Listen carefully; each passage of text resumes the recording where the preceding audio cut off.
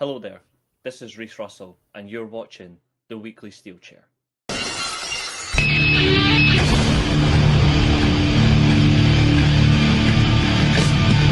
my life in the box in front of me. Take it off in my arms, it's the soul of me. You walk by, ask to see me laid face down.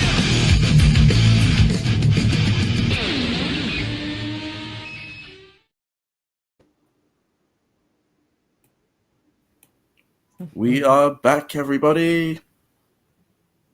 We have two shows to talk about today. One show excellent, another show not so excellent. We have, unfortunately, Defeat Road because there's nothing victorious about it for TNA. But we also have Destruction in Kobe, which was very destructive, we shall say. But before we get into that, we have a new co-host that we need to introduce. I'm sure you know Temple. He's in this chat pretty much all the time. So welcome to him. And before we get into it's all right. And before we get into the actual reviews of the show, we have a little announcement that we need to make. But before we make the announcement, I'm going to need Reece to pull up the predictions for Destruction in Kobe. Yes, sir. As you wish. And I've got the perfect thing before you do this announcement as well. It's a shame Abel's not going to be here for this because I've got something very funny for what we can use. But yeah, ladies and gentlemen, he 100%ed it. As you can see here, I have 100%ed the Destruction in Kobe. However, if we go to the TNA predictions, if we can do that, we can see here that Fernando has scored one more point than me. Mm-hmm. Which means we both have 11 points and we have tied. Correct. Which usually would mean that Fernando retains the title on a draw. Yeah.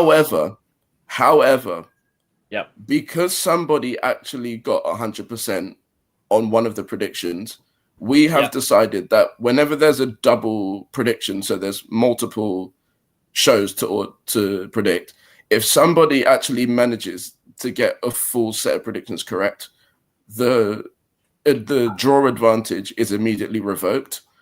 Yep. And if there's a draw between the champion and we'll say X amount of people that get 100%, whoever gets 100%, they can trigger automatically a one-on-one predictions championship match on SWA. And how that will be decided is a 60-minute Iron Man no rules match where the champion will pick a wrestler and the challenger will pick a wrestler, and the AI will determine basically who the champion is for the next show. And the reason that we're doing this is because of how rare it is that somebody actually gets 100% in these predictions. Yeah, absolutely. So, guys, that is actually going to be after this show.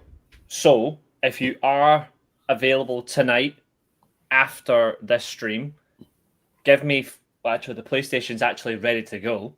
So... you're not allowed any custom wrestlers. It must be an original wrestler only, male or female. Give me your shouts in the chat. So Josiah, give me yours. Fernando, give me yours. We're going to go live straight after this on the PlayStation. 60 minutes, no rules, falls count anywhere, no disqualification, the lot. Predictions Championship is at stake right after this. So, and if you think I'm joking...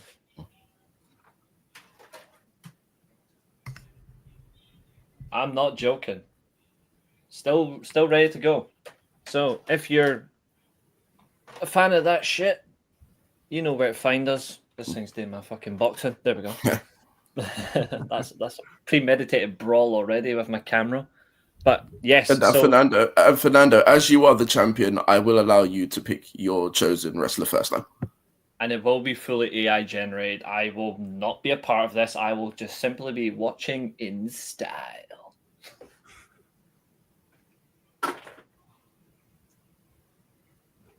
Even better as well, because I've actually been, that's what I've been doing all day, is amending some of the SWA stuff. A lot of character changes, attire changes, all that shit. Where's the custom matches? Yep, there it is. You don't understand how much hours it goes through to just do all Oh, that stuff, mate. it's wild. I'm actually gonna make it special as well. I'm actually gonna do it. Custom arena. Where is it? There it is. The Wrestle Steel event as well, so it'll actually be on this SWA's main stage. Is everything custom in yours? Everything. Mm-hmm. Pretty much. The arenas, the championships, the cars, custom. Yep. Yeah. There's in terms of what I got rid of a couple of male characters today. I got rid of 4 of them, but that's just because I wanted to trim down 2 factions. But I've got 40 men's characters and I've got 30 women's characters, I think it is.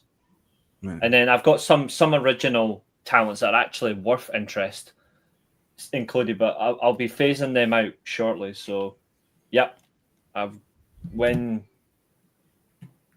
you guys want to do this, just give me your choices, and I will actually title it the stream Josiah versus Fernando. Predictions championship at stake. So yeah, there you go. And I think it's fair. If it's 100%, then it's only right that we get to, and that's for everybody, by the way. That's not just a one-off. It's if you do a 100% on the prediction stream, you can call your shot. You can challenge the champion automatically. You can cash in. Yeah. If it's a double tie, however, it'll be a triple threat. Yeah. And it's only for 100%. Only for 100. Yeah. If it's just a standard draw, the champion retains.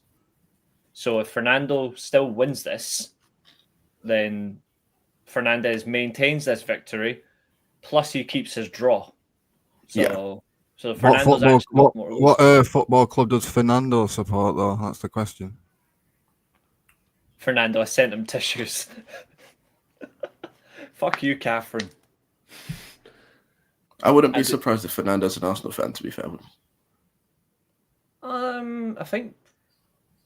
I think Fernando's in North America. I don't know if it's just American or I don't know if it's America or Mexico. But if it's Mexico, then no doubt he'll have a quality choice of football clubs anyway. Oh yeah, better than the American clubs because they actually know how to win things. But yeah, so let's just do it very, very quickly and swiftly for TNA pay-per-view. Shite main evented by the X Division title. Job done. And of course, Steve Macklin, congratulations on losing your title. You've let me and Deonna Purrazzo down. I was born in Mexico, but live in Orlando now.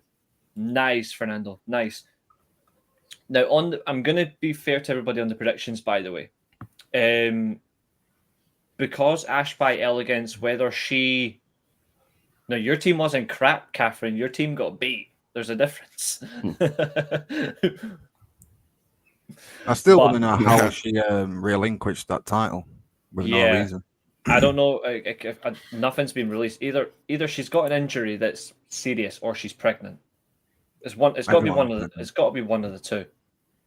But either way, she's out, which did cause a problem on the predictions.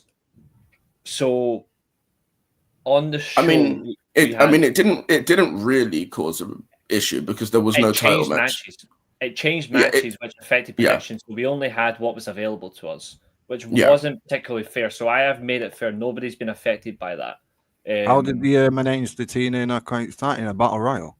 They did a battle royal, and then later in the night. Wasn't Indy Hartwell the special guest referee for some reason? She was the special guest referee for the match that was supposed to happen anyway, which was Ash versus Masha. Oh, yeah. So she was already guest referee for that. And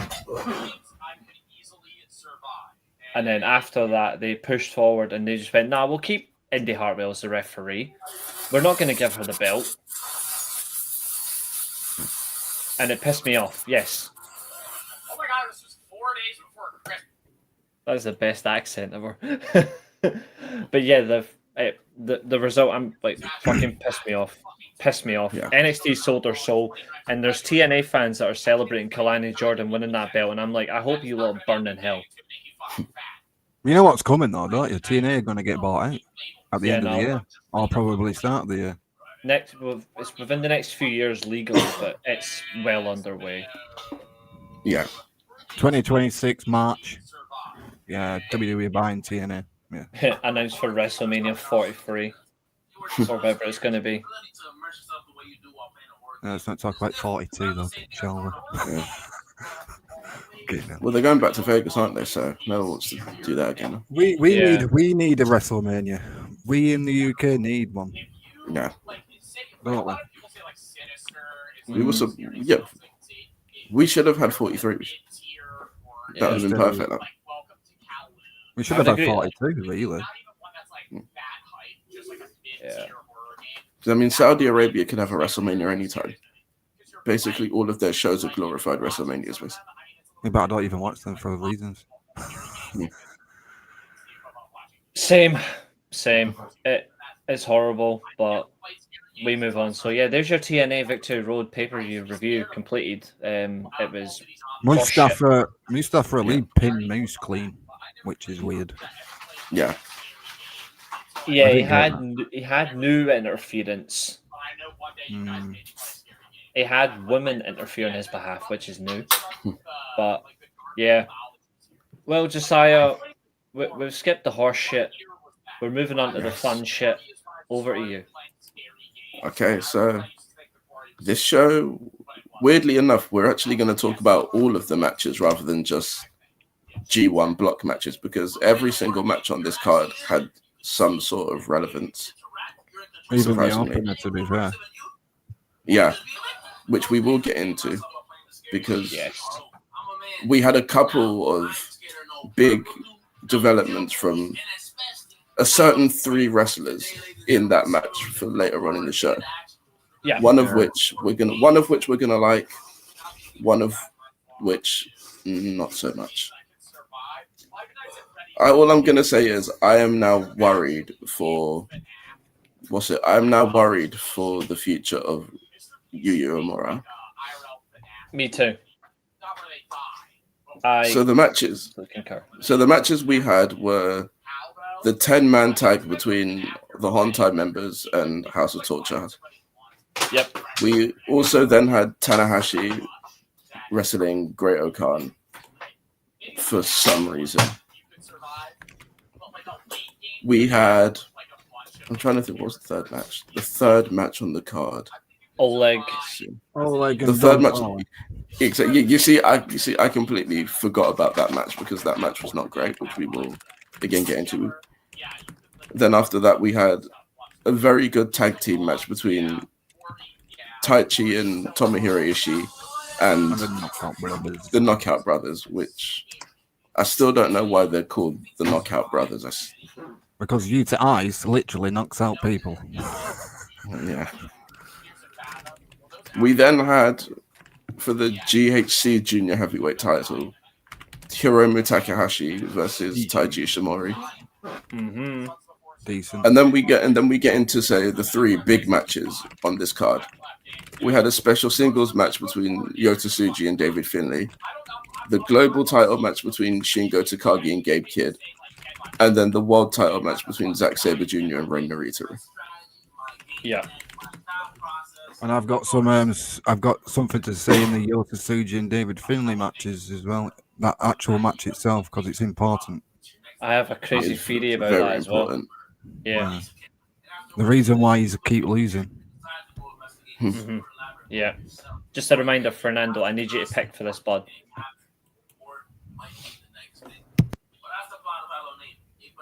So we're gonna start at the beginning, as you would, which was the 10-man tag between Yo El Desperado, Yoshihashi, Yuya Uemura, and Shota Umino against the House of Torture. It's a pretty bog standard 7-minute curtain jerker match where Dick Togo lost because no one else could afford to. At least we got the move. Yeah. Dick-to-dick contact. Yes. And not for the last time in this show, which we will definitely talk about. Ain't But that yeah. the truth? Yeah, absolutely. Yeah. But yeah, this match was pretty much just a match that you'd see on a preview show. Like, it was just there to please the crowd, basically. And then, Yeah, as you see, and It was nothing really special, this match, if you Yeah. watch it in full. It was nothing special. It was just straight up 10. Well, I was going to say 10 losers, but Yuya Muro's not a loser. And neither is Dookie or Evil, but the rest of them are losers, especially Shota. He's chief loser. well, I wouldn't say Desperado's a loser. I think he's pretty good. He's just Plus, he- plus in this he's match, just it king. had He's just king. Yeah. he had like Despy will be facing Doiki at some point for the junior title. Yeah. And then Shelter and Yuya, we'll talk about that in the night. Evil, we'll talk about that in the night. Yep. And then Yoshihashi's just there. Yoshihashi and Sho are just there, aren't they, really? And Sanada's just there wearing some ridiculous stuff, as he always does. All hail Yeah. Sinatra. All hail Sinatra. All hail. Absolutely. He is the one truth of pro He's wrestling. he is the Seth Rollins of New Japan. But with better wrestling skills. Yeah.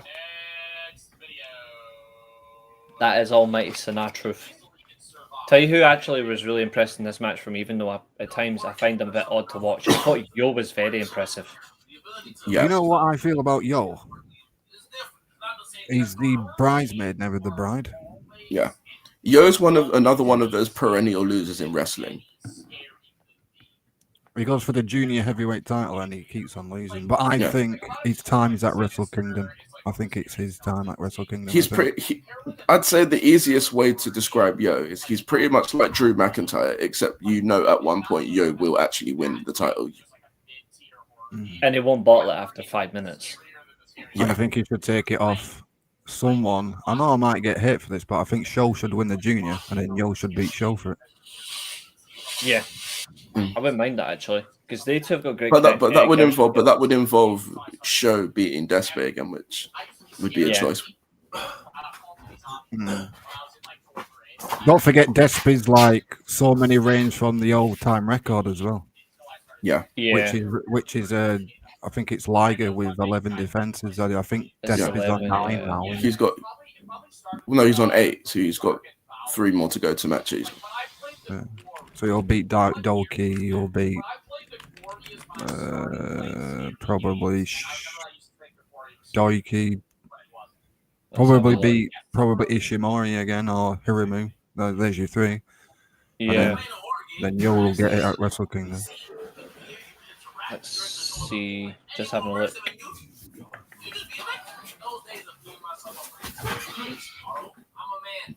Yeah, 11 reigns for Liger, 31 total defenses, and then his last reign was obviously his record, 628 days.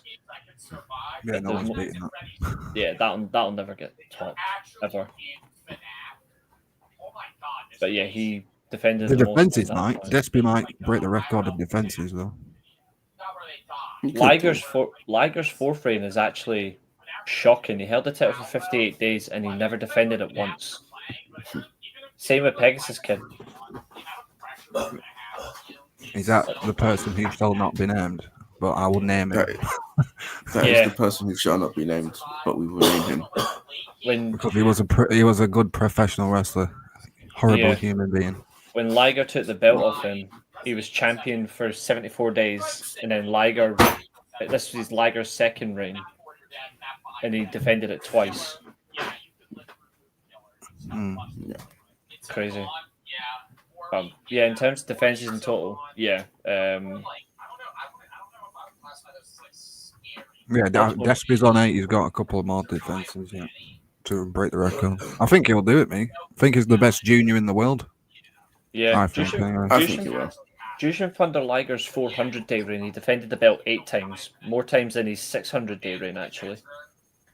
Yeah, the best junior heavyweight in the world is probably Despy, in my opinion. Currently, yeah, 100%. Yeah. All time.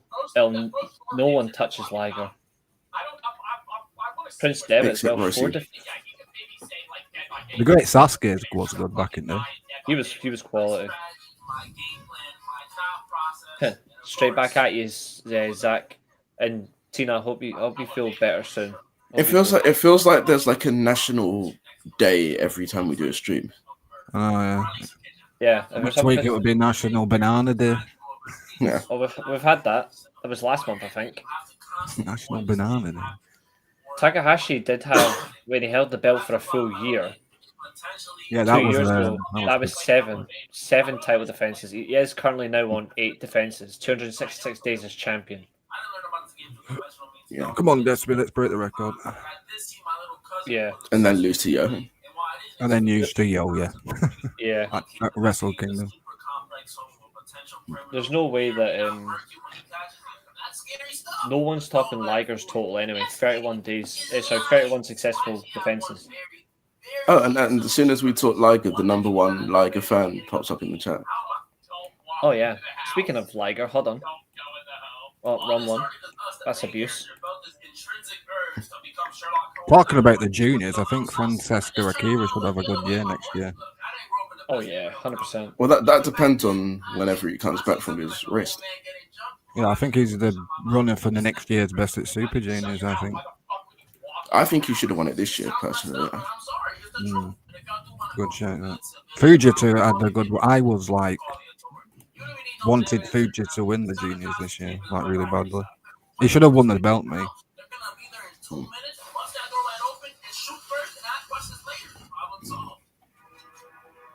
My God, look at that AI. Who's the other guy? Kurt Angle, Brett, and Liger. Who's the other guy? Great Muta.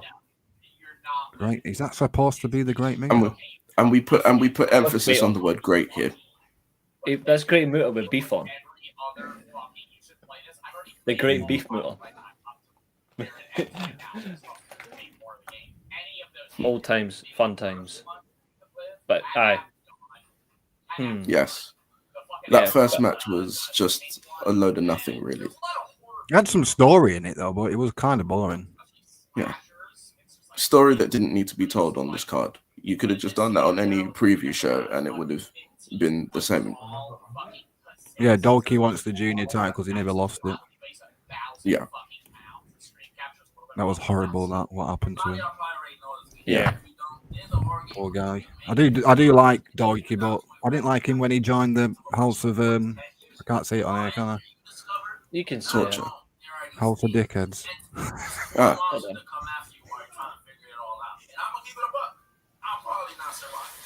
I mean, it felt like at a point everyone was going to join the House of Torture, and there was just going to be no more factions here. Yeah, that's what it's going to turn out like. It's going to be like NWO type of thing, isn't it? Yeah. I don't mind the House of Torture, but every single match it's like cheating It's to just the win, same. blow balls, dick-to-dick contact, same shit every week. Yeah. It's like, come on, can we not like win? When Evil wrestles, he's an actual amazing wrestler when Evil actually wrestles. But when he's cheating, Evil is an actual good wrestler. But we have wrestling promoters that seemingly don't have any sense to rate Evil. I will never understand that. He may not be a conventional wrestler for everybody, but he is an excellent wrestler. I don't get the hate for Evil. I don't get it. When he does wrestle, he's fucking amazing. Yeah. And he's also a funny character as well, which helps. Could you imagine if he wins the G1 next year? Probably, I don't know. That would be nice. I mean, we thought he was going to win it this year. Yeah. They let us down, though. Yeah. They let an outsider win, which is annoying.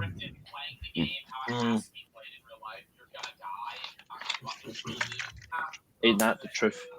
Yeah. But so following that, we had Hiroshi Tanahashi wrestling his last match against Great-O-Khan. Why this match happened, I have no idea. Clue. Not a clue. You know where I went whilst watching this match? I went for a dump. I went for a dump. I've got a very impressive way to sum up my thoughts on this match. We do not care.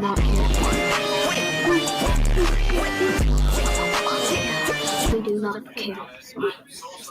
We do not care. We do not care. We do not care.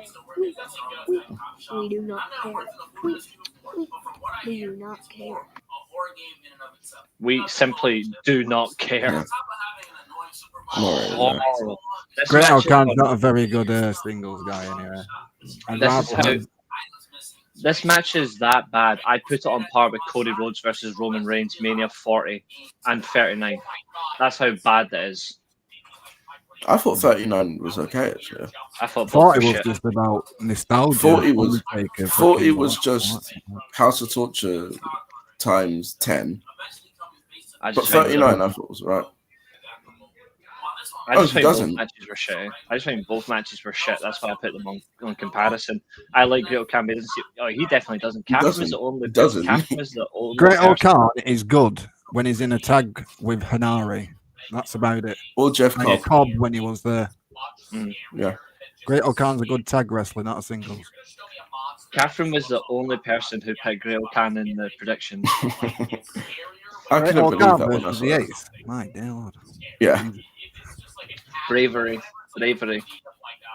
But and I guess the simplest thing to say about this match was the best part about this match happened at the end, when we had a surprising guest appear. It was Keita Kiyomiya. It was, and he had a special request for Tanahashi, and he's granted it. And he granted it as well with the handshake. We still don't know whether it's actually a singles match or whether it's going to be a tag match between. It's the singles match at the next Noah event. Yeah. It's a shame. Is it confirmed to be a singles match? Because I thought it was going to be a tag match with somebody, with them two facing another tag team. Yeah, I think it's a tag match. Let me just check a second. I'm sure it's the next tag. I'm sure it's the next tag at Noah. To be fair, it should be a singles, really. I actually think, personally, that right there should be his retirement match.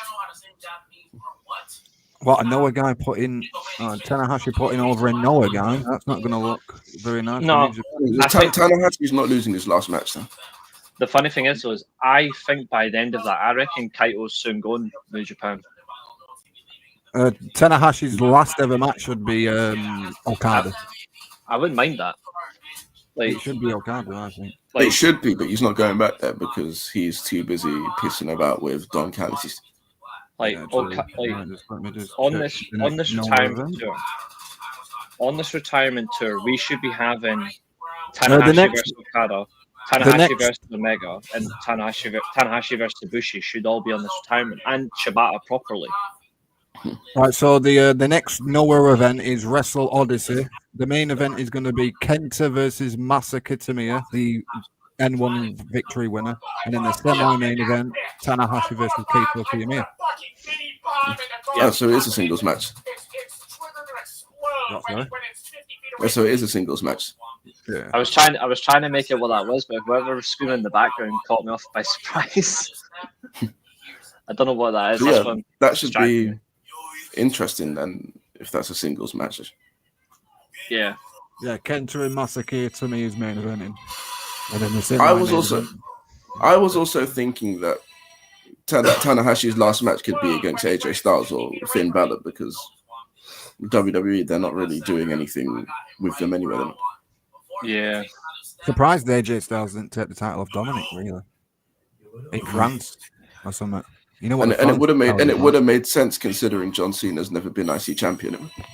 I would have done AJ beating Dom, Cena beating AJ, and then Cena losing to Sheamus. Cena would be probably Sheamus. I'd actually do Rusev instead. and then have Sheamus win the IC title at WrestleMania because he's never had that moment at Mania for the Intercontinental title. Yeah. I guess that works. And people will say, why are you switching the Intercontinental title like that? It's like, back in the day, they used to do it all the fucking time. Unless you were a really special person. Yeah. Mm. And Yeah, also you- you switch it like that because it serves multiple purposes. It's not just for the sake of giving Story as well. people title reigns. Yeah. It's story as well, isn't it? So Yeah. It makes 2 Grand Slam champions and it builds up Rusev as well. yeah. Yeah, however you Rusev beating John Cena in his last match, probably. I don't know. No, it wouldn't be his last match, I would say. I think that last match is reserved for Joe someone Hendry. else. Gunther or Breaker or something. It's going to be Joe Hendry. You know it is. Joe Hendry. Jesus Christ, don't let me get onto that thing. You just know it's going to be him. It's not going to be Joe Hendry. It's going to be like Breaker or Gunther or something like that. I want it to be Bron Breakker. Yeah, it should be Bron Breakker, really, if you're looking at the future of WWE.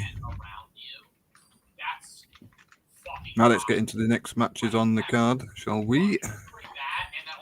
Well, I'd rather not because the next match on this is Boltin Oleg versus Don Farley. Bad Luck Fale. I like it when the announcer says it, and then Bad Luck Fale starts fucking attacking. Just beating much. Yeah. Oh, this match was horrible. Yeah, Bad Luck Fale used to be... This is probably the first Boltin Oleg match that I've actually watched and not enjoyed. And it was. Do you know the last time Bad Luck Fale was relevant? When he was on when Finn Balor was on his shoulders. Yeah. Yeah. Long time ago. When Bullet Club was relevant. Well, I mean, they are still kind of relevant, but just not in the ways that you would like. Just They are relevant, but they're not as big as they used to be. no. But yeah, this match was just 6 minutes of typical House of Torture nonsense. And Bolton Oleg had to suffer it. Yeah. And then Evil came out after the match, and there's your next challenge. Well, no. He was there the whole time. He didn't come out after the match. But you definitely knew something was coming from Evil. He's been quiet since the G1 semi-finals. He's been so quiet since then. Yeah. Even the final itself, like he wasn't even from the there. G1 finals to the Neverweight title is a bit weird. He'll do it justice though. He'll do it justice. But the world title's taken. Gabe Kidd definitely probably doesn't want to do anything with House of Torture again. So the Never title's the only option he had. Yeah, Pretty much, yeah.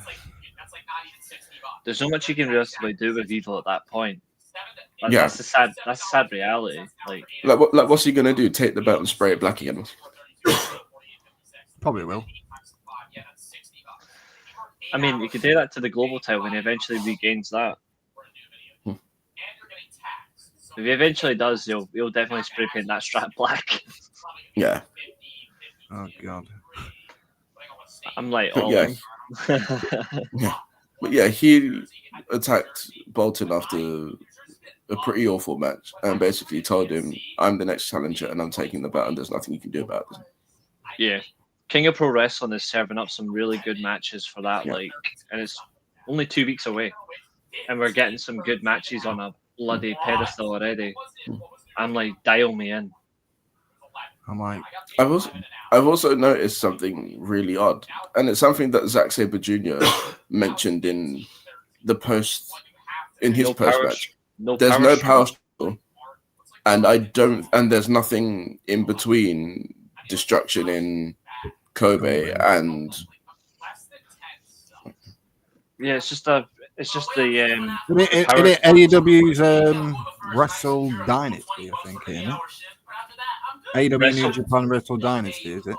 That's in January. It's after. Don't they have another joint New Japan show though, as well as Wrestle Dynasty? They have Forbidden Door Wrestle Dynasty, and they have something else, don't they? Wrestle Dream. Yeah, they might do Wrestle Dream then, might they? That is in 3 weeks. Don't think they'll Buster or something up in a week, will they? More likely.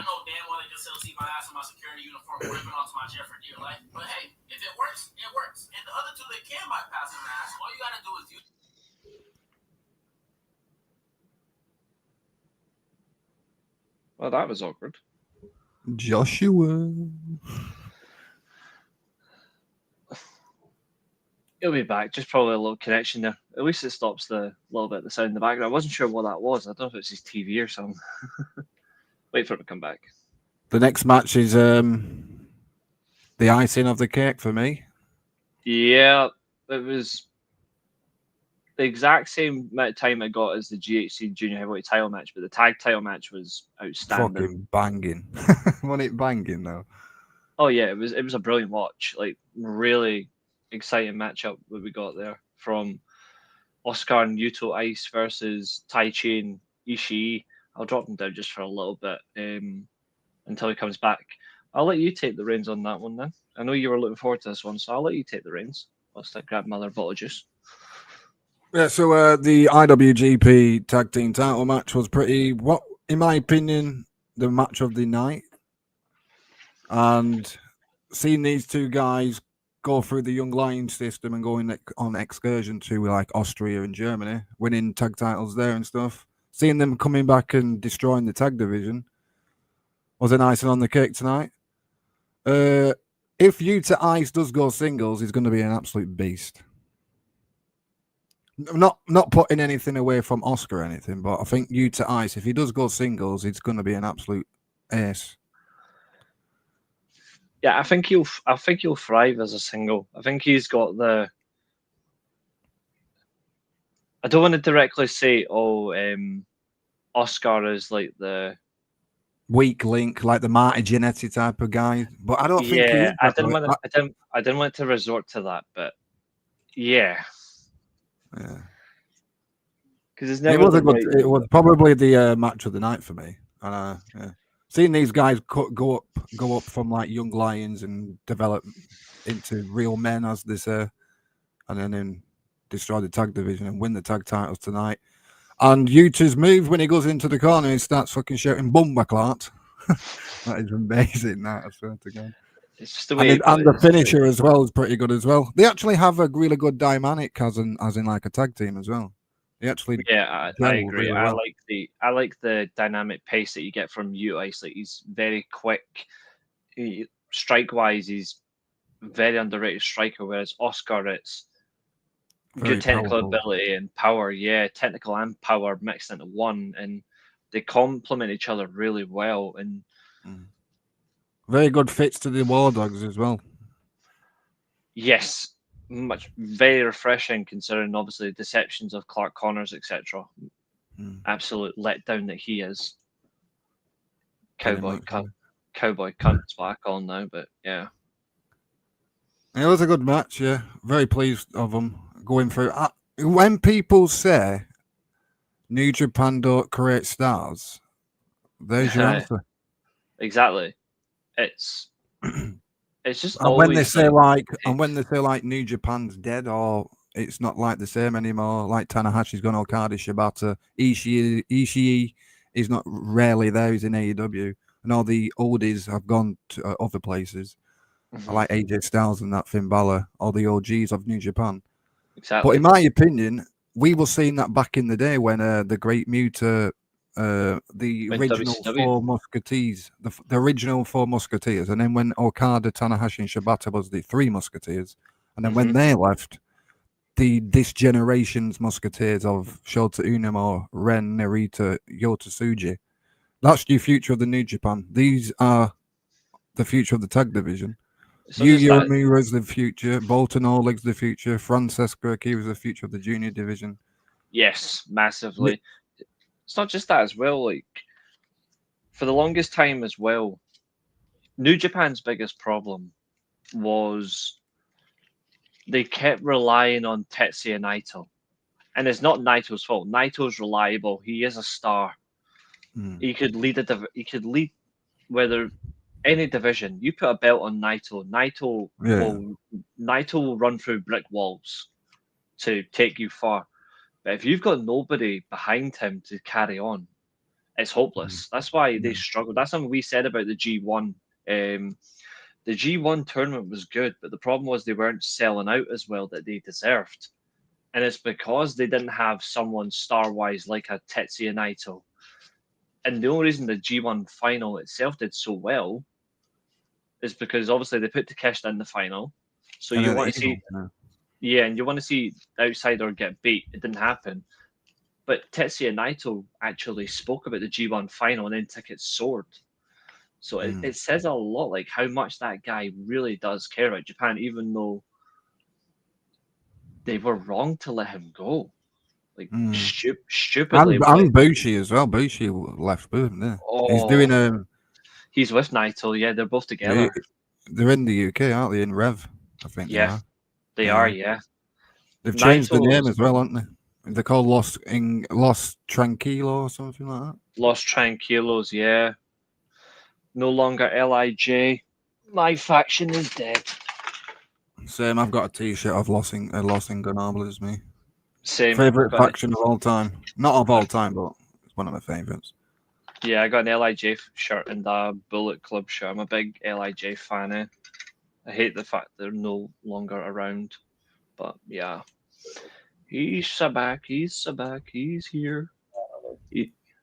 Hello, sir. Yes, as I was saying, there is no power struggle, and I don't think there's any major show between the King of Pro Wrestling and the tag team. So there's not that many special events to go to. Yeah, there isn't anything at all. Yeah, there's nothing, I don't think. There is that AEW Dynasty, or probably in January, or that Wrestle Dream. I don't think they'll do anything for that, I don't think.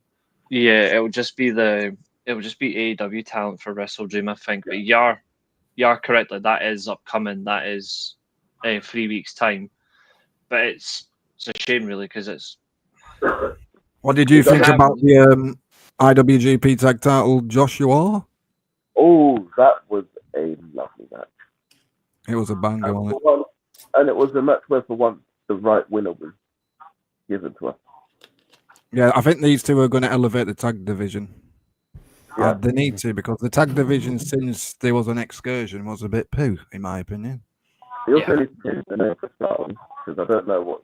And I was a bit shocked about the when they won, the two people that came out. Talk about that one. Shota Umino and Yuya Uemura want next.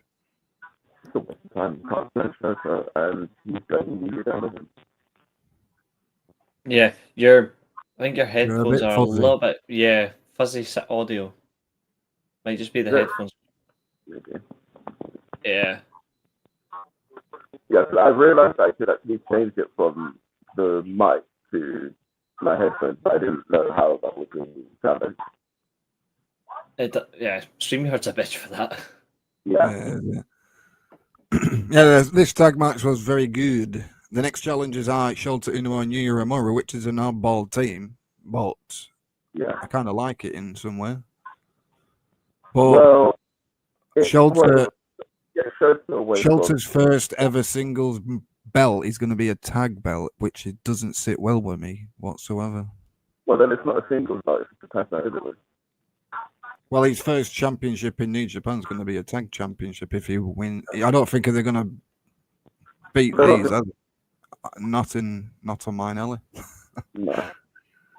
I don't see them winning it either, but I still don't understand the decision. Like, Shota, especially, this is the bit that's strange for Shota, and I wonder if this is a ploy. Because I think something's going to happen in this tag match, and it's going to happen at the end of it. And I think it's going to happen. And I've been saying this for months and months and months. Shota Umino is going to turn heel. Is he going to join the Wardogs? Is that what we're saying? He's not going to join the Bullet Club Wardogs. He's going to join the other one, the House of Torture. Who's in the House of Torture? Who he's best friends with? He's best friends in House of Torture. In real life. Ren Narita. Ren Narita's in House of Torture. Shota Umino's friends with Renan. The funny In thing real is, life. I was thinking that, but I also have another thing, and this also ties into my theory about a match that we're going to discuss in 2 matches' time. So I'll leave my theory until we get to that, but it's an interesting one that we can discuss. But this match was good. The fact that we're getting Yuya Amura and Sho as a tag team, the match will be good. It's just that it's pointless either way.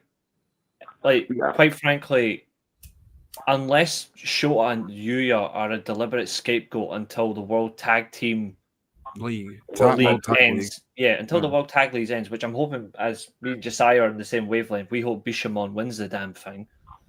But Like, obviously, that's what we're going to get into. I think TMDK should win the World Tag League. TMDK, maybe. I need to Oiwa- see. Oiwa, yeah.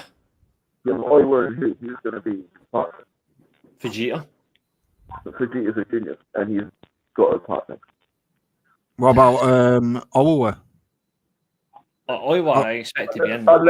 Unless you mean bring back Shane Hayes and Mikey Nichols and have them win it, because that would make. That's what I was saying. TMDK Well, might win the World Tag League. That's I not have bad. this tag match will happen. Sholter will actually turn on Yuya after the match is encountered. I Yeah. would. Well, Shota needs to do something because he can't just. Sholter needs a character change. Yeah. When he remember that stipulation where he lost and he had to shave his head. That was meant to be him turning freaking heel. A couple of like a month after. It didn't If you last look at long. the story, Yeah. he should have really turned heel at that point. But So speaking of TMDK, great mention. So the current members of TMDK is Zack Sabre Jr., obviously. Hartley Jackson might team with Owa then. Hartley Jackson, yep. Rohoiwa Oiwa, who I think is the next Tanahashi of sorts. Not Tanahashi in general, but like he's the next. Really good. He's the next ace for me. I was saying that to Josiah during the G1. Like for me, he's the next ace alongside a certain Drilla Maloney who has He's freaking ridiculously good. absolutely. You've got Bad Dude Taito, Robbie Eagles, Cozy Vegeta, Shane Haston, Mikey Nichols. I actually wouldn't mind seeing Robbie Eagles and Rohoiwa Oiwa as a team. Even though Robbie does mix more with the junior division, I think he would be a good step up. Robbie X? No, that's Robbie X. Totally different, yeah. Bullet Club, yeah. He's in War Dogs. Vegeta's too good to not be doing anything, but we know what he's doing at the minute, so. Yeah, the World Tag League might actually be decent because in TJP a heavyweight now. In tag team with champion Akira, with yeah. Templaro. Yeah. New Japan Strong Tag Team Champions, aren't they? I think. Mm-hmm. Just seeing if they announced anything for it yet. I want to check. I haven't seen anything. So My predictions are going to be still. I think Ren and freaking Schultz are going to be teaming in World Tag League by then. I mean, they probably what is this evil and Sonata representing House of Butcher and Sedwick? I'm expecting them to be involved. Evil and Sonata might tag with World Tag League as well. Yeah. Evil and Sonata for World Tag League. That would be really good. Yeah. That would be so good. So the World Tag League does start December 14th. So we've still got 3 months away. 7 o'clock in the morning is the first show. Oh, nice. 7 o'clock in the morning. You know, I'll be watching that. I watch every New Japan show on the planet. Yeah. We watch it, review it, and laugh on it. Set an alarm for that one. Who do you think will, obviously it's a little bit, it's unrelated, but who do you think will win the Super Junior Tag League? That's in November. That starts November 1st. At least we got a 10 o'clock. We got a 10 o'clock start for that. I think it depends on how generous Tony Khan is for this one. Because for some weird reason, I can't get out of my mind Kevin Knight and Kushida winning it. I don't know why, but it just sticks out to me. Kevin Knight and Kushida. What about Kevin Knight and Mike Bailey instead? Because that they a tag team. It would be sick. Jet but speed. then the problem is though is Kushida could tag with Taguchi. True, but they've already got Time Machine. They're already part of Time. I tag team and then multiple time tag team champions that would make more sense to have them be together. Yeah, maintain continuity. Mm. It's, Yo will tag with what's his name? What's his name now? What's his bloody name now? Yo's tag team partner. You mean Show will tag with Turkish?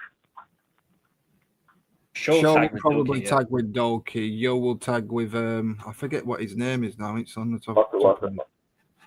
Master Wato and Yo. Again, that also depends on whether Deathbay is still the junior champion, because if he loses that, then it'll probably be Deathbay and Wato again. Yeah, and to be honest, I kind of hope it is Despy and Wato. Because they have such a great dynamic with each other. Yeah. What about Despo? I think Wato and Yo and Despo will bring Jun Kasai. Ooh, I like that. I like that. I want to see how well. I want to see Akira as well. There is one big myth for this junior tag, because Driller Maloney and Clark Connors won't be teaming together in it. Yeah, that's. What about Clark Connors and Robbie X? He's already got Taiki Ishimori. Oh yeah. Yeah, which is an outstanding team. I don't know who, because he stepped up to heavyweight. I don't know who's going to team with Akira. Akira's not going to be in any. He's still injured. So he won't be injured till like January or February 2026. And also, TJP is an open weight, so he could go back into it if he really wanted to. He should. Yeah, TJP is an open weight. Yeah. TGP should be in any bloody tournament. The guy's phenomenal. I love watching TGP. It's actually, I'm interested to know, since we were talking about the lack of Connors and Maloney in the junior division, I'm actually wondering, now that Drillers are heavyweight, how long do you think it will be until Clark Connors joins in there? Oh, I would say by Sakura Genesis.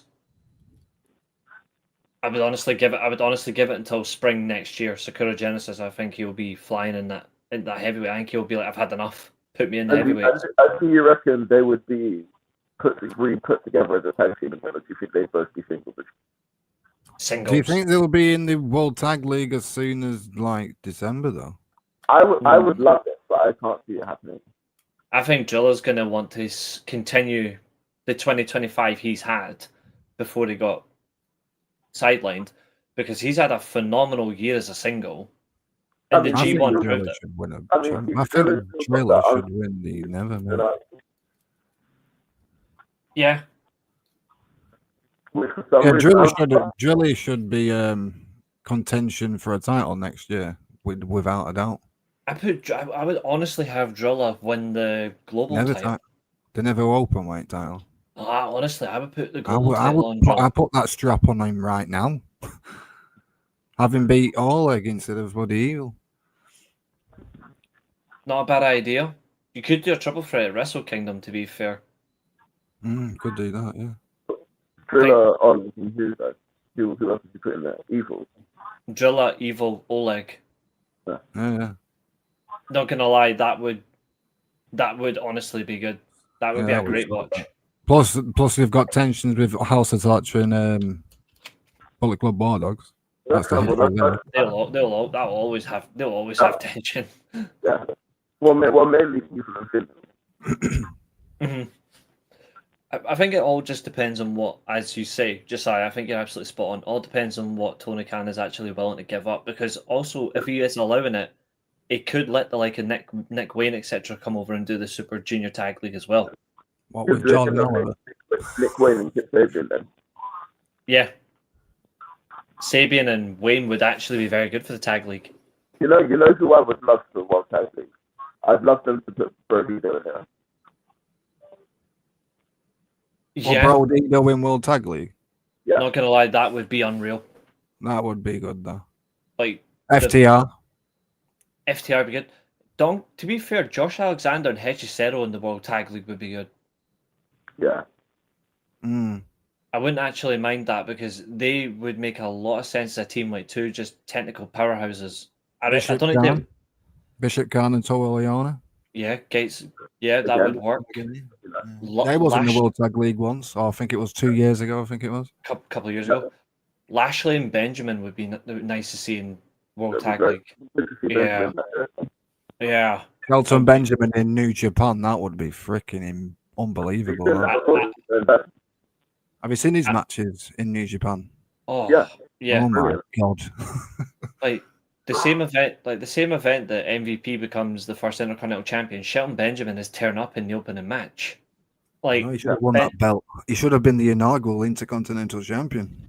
to be fair, for me, He should have beat Shibata for the Neverweight title back in the day when he had that match with Shibata as well. Yeah, he should have won that. To be honest, I'm surprised they never put the belt on Nakamura at first, because Nakamura was craving the IC title even when he was world champ. He was craving the IC title, and they're like, "No, your time will come." It was like Eventually. Shinsuke Naito was craving the Intercontinental title like it was the heavyweight title. I love. Until Yeah. Naito decided that title disrespected him, and he decided, And then Ibushi came in and ruined it and freaking unified them both. Yeah. That image though, that image goes like, as people love to say, that image of Ibushi holding the Intercontinental title like with his scream face is fucking cool. Yeah.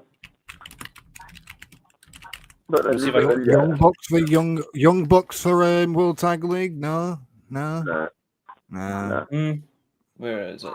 That one. There it is. This is one of my favorite. I've done like several edits of this myself, but like, this is one of my favorite Kota Ibushi images you'll ever see. It's just that face, like wearing the world title and the IC title at the same time. You're like, nah. Yeah. For me, the most insane pro I missed wrestler that ever title. lived. I So do actually I. do miss that title, to be fair. I'm still trying to get my hands on one. And I find it funny that they unified those belts. And then brought the global title, which is technically a rip-off of the Intercontinental. They unified those belts despite Jay White's best interest to stop it happening, yet he was the bad guy in that whole scenario when no one wanted them to be united. Yeah. It should never have happened. I actually think they should have just let Jay White win the Wrestle Kingdom and just have him refuse to unify the belts. I don't get it right. They unified the belts and then brought in the global title, which is technically a rip-off of the Intercontinental. If you look at That it, also replaced the US title. That's another thing as well. Why New Japan went down the US Championship route as well made no sense. Like, at the I end think of they the wanted day, to go global, didn't they, in the US and whatnot? but they were going global with the IC title anyway, because Jay White was already going global with that belt, and so was Kenny. Kenny was taking that global, so it made no sense to go to the US title. But even then, and don't get me wrong, the IWGP US Championship was shit hot. Like, it was a really cool belt design. Yeah, but the white strap IC title, right beside in terms of impressive history and prestige, right up there with version 4 of the IWGP World Title. You're like, New Japan had it all. They had the best two main title designs for a mid card and a world title in the last 10 years, and then they pinned them both. Yeah, thank fuck Okada brought it back when he won the G1. Yeah, and he's got it like that. I was actually kind of hoping that when Okada won the belt, I was kind of hoping that he just keep that as the world title belt. Yeah, instead he kept the clown shoe design that we've got, and I don't mind the current design, but it doesn't match up to the version 4. I actually saw it like in person when I went to Forbidden Door. It actually does look a lot better seeing it in person. Yeah. But that Intercontinental, I'm still trying to get a version of my own, because I'm trying to get one to put up on my fucking wall. I've got the same belt as you, behind you. Oh yeah, it's one of my personal. But there's a few I'm after. The greatest belt in history, that one. It's certainly up there. There's a few I'm after, but like, nah. As soon as I get that Intercontinental title, I'm gonna absolutely bounce. Like, I've got the WWF, that one behind you. Gift of the Gods title in Lucha Underground, because that show was my life. That show was freaking ridiculously good. Oh yes. Got all the DVDs and everything. Got the championship, the Gift of the Gods. I don't have the main belt, but I've got the Gift of the Gods belt. Yes! What's he doing? Napoli are 1-0 down after 5 minutes. Get in. What's he Fucking just play for over Napoli though? All those are big teams are meeting this weekend. I fucking told you. This league is Milan's this season. I told you. All of the big teams this weekend is crazy. It's not Inter's. Fucking her. Juventus. Fuck Juventus. Oh yeah, you know why you're wanting Napoli to win? Because I know who plays for bloody Napoli, and he's playing freaking really good. Yeah, that's why you're wanting Napoli to win. I know what you like. Sure about that. Yeah, ex-United plays for Napoli, doesn't he? Oh, Rasmus Højlund. I don't give a fuck. McTominay. All of the United players that they just discard are now doing better. I am never going to pick Napoli any day of the week. It's crazy. Onana's better than Bayern doing now, but he's gone to Turkish number. But currently AC Milan are top of the league ahead of Napoli on goal difference. That'll be 4 wins and another clean sheet in a row. I'm going to put the game on TV. Right, any more talk on the tag match? I have one other take on the tag match that's actually really important. It was the match pacing for me that was actually spot on. And I owe a lot of credit to that when it comes to I would honestly say Taichi. I think the way he actually managed this match deserves a lot of credit, because a lot of people normally say Ishii is a little bit slightly better pacing in the tag match and Taichi's better in a single, but in this one, Taichi really made it work, and he sold the shit for those two. Yeah, so I do have two points from this match. The first point is I love Yuta. I think he's going to be a superstar. Yes. Said that when he was in his black trunks. Yeah. And secondly, now that this tag title reign is done, Taichi needs to go back to being a single star. Yeah.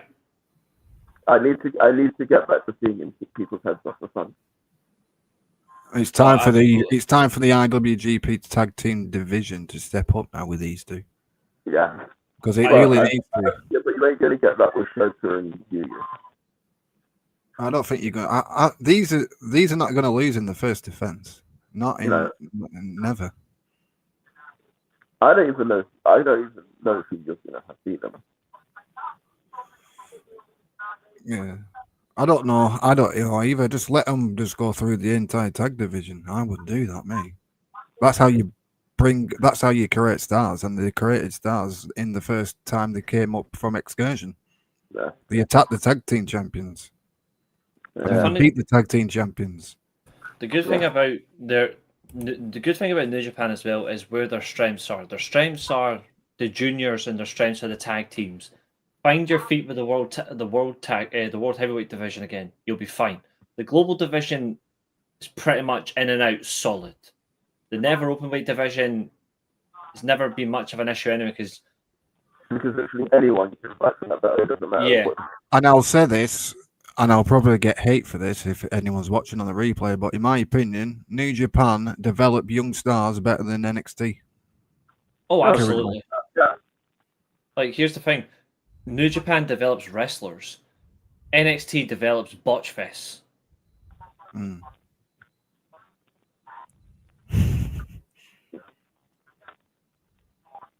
Talking about botch festas, did you see that botch on SmackDown?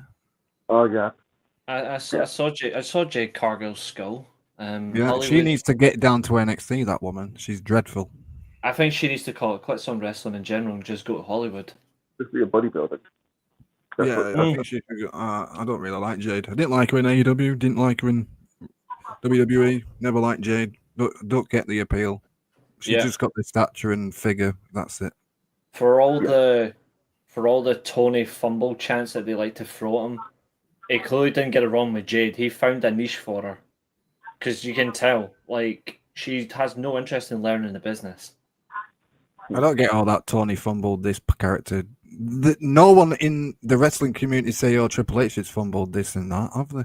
Why is As it always always. Tony's fumbled this and Tony's fumbled that? I'm not an AEW I dick don't- rider or anything, but I don't why can't understand we that as have well. like Triple H fumbled Andrade or something, or Triple H fumbled other talents as well?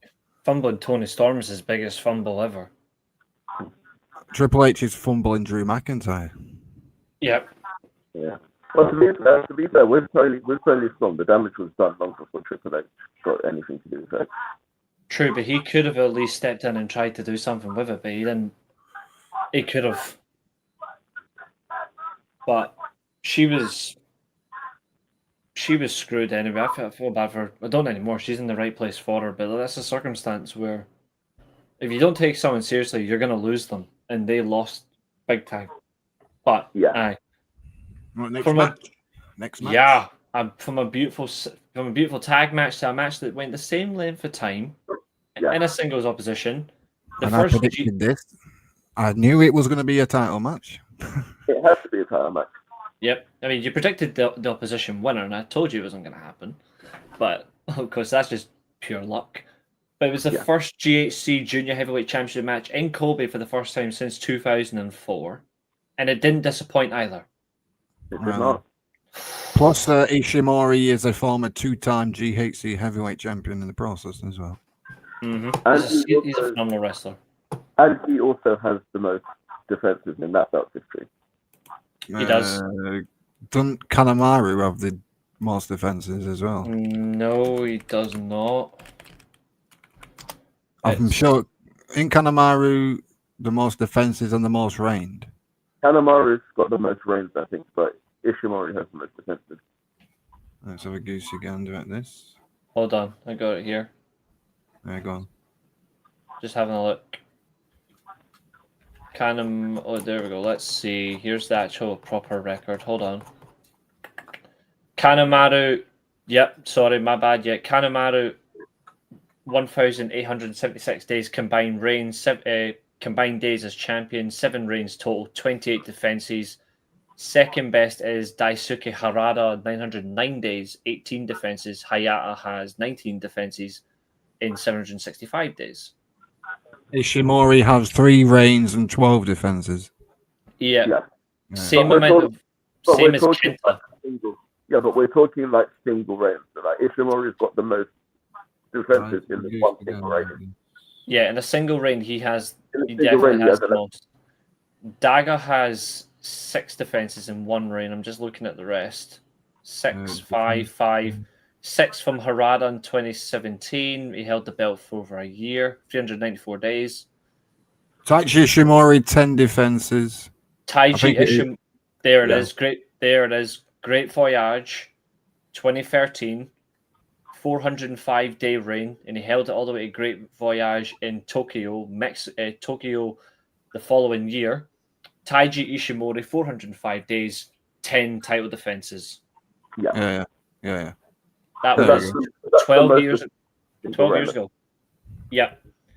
And Kanemaru. Then obviously after he left to join Bullet Club. Mm-hmm. Yeah. Kanemaru held it for 400 days back in 2009. He defended it 6 times. Still did good. He's still the ace of the GHC Junior Heavyweight Division, in my opinion. Oh, Kanemaru. Yeah. Uncle Nobu, as I like to call him. Uncle Nobu. And then you've got other ones who just call him Uncle Nob. Yeah. Uncle Nob. Yeah. But yeah, this match was lovely. I enjoyed it. Which is weird for me because I'm not really a fan of Hiromu that much. I just laughed when you messaged me this morning just saying, what is that attire? Yeah. It looked like something like Jimmy Neutron. It looked like Jimmy Neutron meets a giant squid. Yeah. I couldn't tell what it was that he was wearing.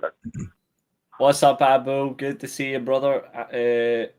You missed a very interesting announcement at the start of the show, but one thing is for sure, you're going to see it after this show because we're going live twice. But that's talking about this junior heavyweight GHC title match. Mm-hmm. The pacing was the same as the tag, and it actually developed. It actually had some story in the match as well. Yes, it did. I really like it as well. Mm-hmm. Plus, in my opinion, I think Hiramu should go up to the heavyweight division instead of keep in the juniors, in my opinion. I think he's outdated the juniors. Problem is though, if you put him in the heavyweight, and this is what I fear the most. This is why I think he's never went to the heavyweight. I think if you put Hiromu Takahashi in the heavyweight division, he gets lost in the shuffle. Yeah. Put in the never title division. The nevers. With Driller, Hiramu, Evil, Riot Aura, the nevers. But the thing is, you could put him in there, but they do better because of the size difference. We never said that about Rey Mysterio back in the day. Look at him; he's a world champion. Yeah, but that's a completely different. That was Mysterio scamming people. That's a completely different style, though. They could manipulate Mysterio for it to make it make sense. In New Japan, that doesn't work. Well, to be fair, they did rename the title the first time Rey Mysterio won it from World Heavyweight Championship to World Championship because they're like, well, he's not technically a heavyweight, is he? So they had to change that. Yeah. I think Hiramu's past the juniors, in my opinion, but it is what it is. I think he should go up to the heavyweights, or even at least the nether open weight title, the open weight division, at least. I think he'd do good, mate. No, I agree.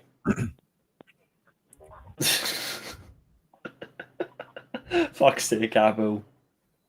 I mean, I don't wish injury upon anybody, but I'm just glad the belt's offered, but it's now stuck with some random that we still don't even know if it's or not, so we can't even say that it's an injury.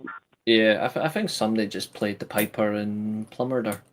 I think TNA getting screwed, but that's just me. Yep, they sold their soul. But yeah, I love that. I love this match. There's not much more I can really say. Like it's just perfect pacing, and the post-match attack was phenomenal. Yeah, by the Dragon Gate Ace. I love this guy to pieces. Yeah, and he's the next challenger for Takahashi as well for the next Noah show. I think he should beat him and bring the belt back. Yeah. I've watched Ita since he came up in Dragon Gate, and this guy is phenomenal. Yeah, he's one underrated. He's an underrated junior for that, in my opinion. Very underrated. Top notch. From his Dragon Gate days, leading RED in Dragon Gate to go into Noah and turning their back on Dragon Gate, the bugger. The sad reality of Dragon Gate, though, when you get an opportunity, you just leave it be.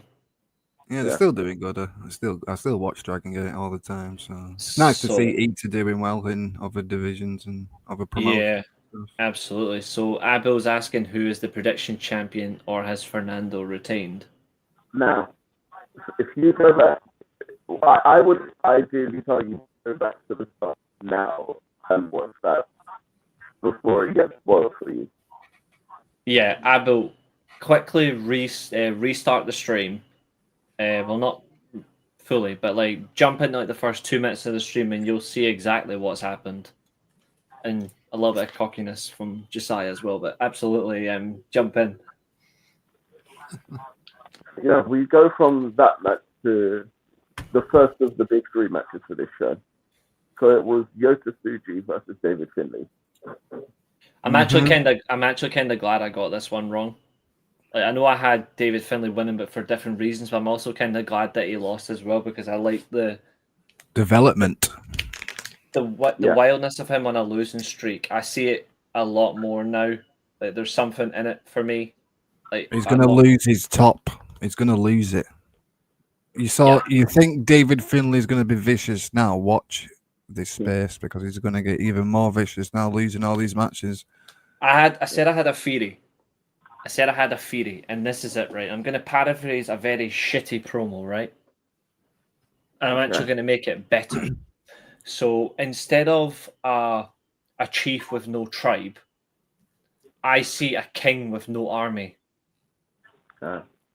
Or no dog with no dog food. No? A dog with no bone. But that's not PG. Yeah, king with no hounds. There's another one. A king with no knights. Say something nice about Ash by Elegance. She's no longer champion. Yay. She's not bad looking. There you go. There's your one. I just can't. She looks too much like Barbie. Good to see you, Nick. How are you? But yeah, I actually have a weird. I think either it's going to lead to a more unpredictable version of the War Dogs, where the War Dogs just fully wreck everybody, back to basics, just wreck everyone, or he does what me and Josiah thought that Evil should do with the House of Torture when we did the fantasy booking on Evil, when he becomes just the president of darkness. He just goes psycho on everyone and runs New Japan. David Finlay should do exactly what we predicted, except he should do it to the War Dogs. He should absolutely dismantle the War Dogs from within, and it leads to an outcry for, well, literally them begging for Gado to take control. Gado just runs it, and he builds his army, and they oust David Finlay. And it's just a savage solo king run for him, and he, at that point, I would have him steamroll to the world title. Yeah, I think he wins G1 Does David Finlay need a manager though?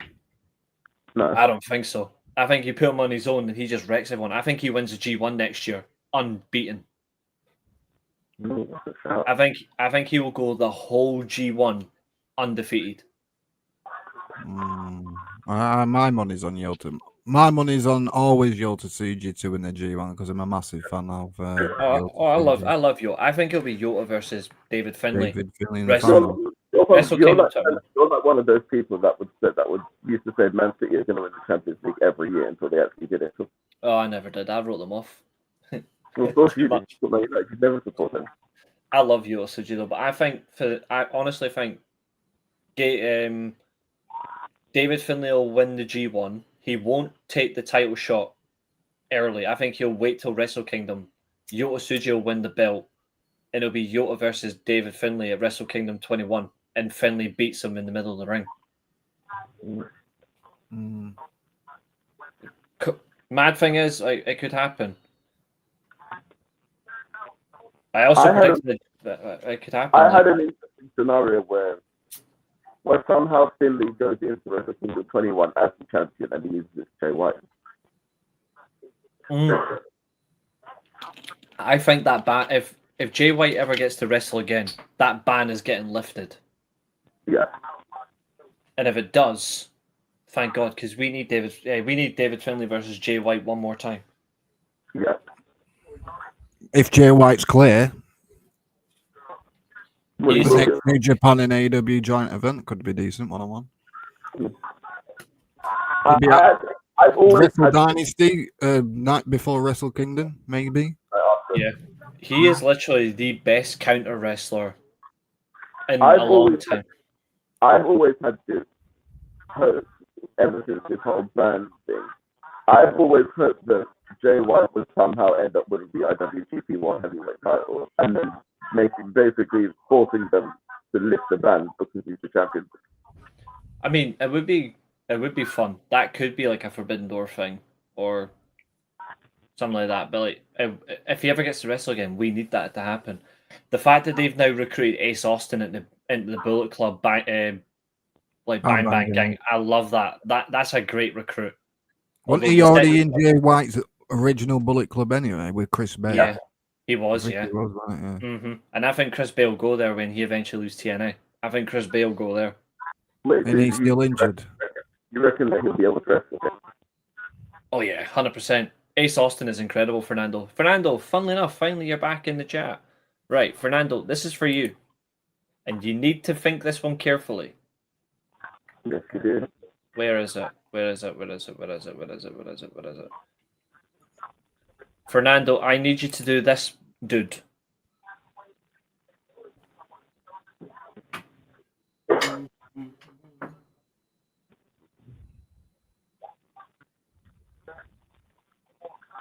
Yeah, I've been enjoying the David Finlay story. Keep losing. It's just going to make him even more vicious. Yeah, I'm fully on board with that now. That's all right, Fernando. That's all right. I'm fully on board with it now.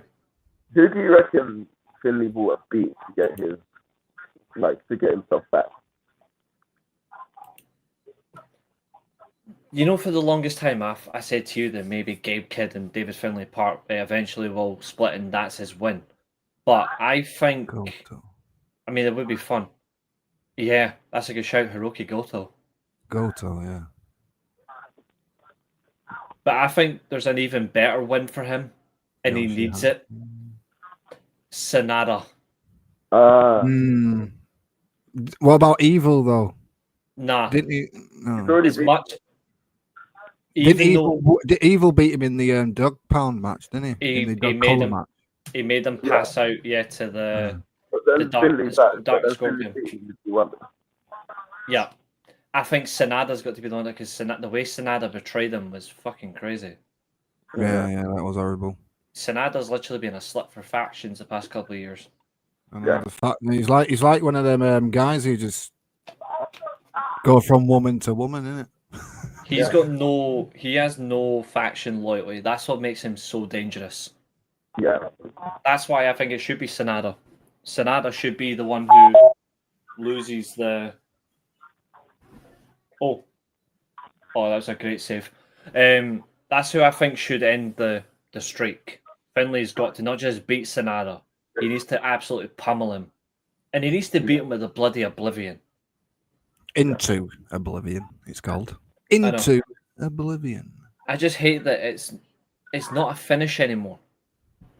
Like, that bugs me. Like, it's better than. And he gets kicked out of all the time as well. That really annoys me as well. Finishers get No, kicked out. Fernando. No, Fernando. Sonata should not beat David Finlay. No, he needs to beat him. We don't have that.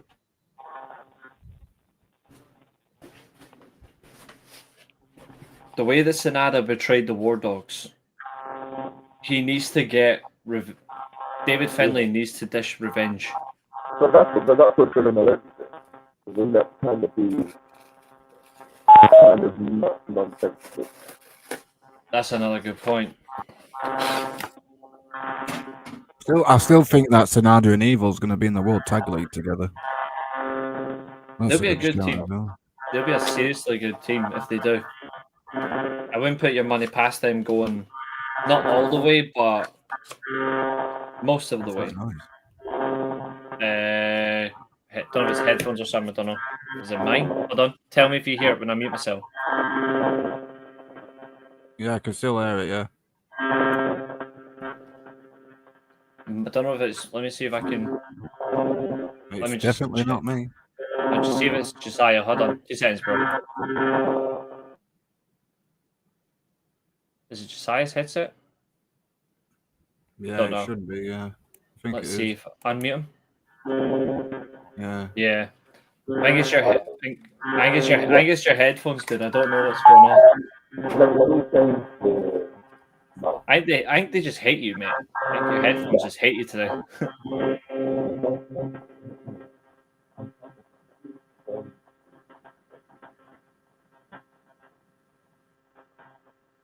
Did you annoy Roy Sheamus Super Mario?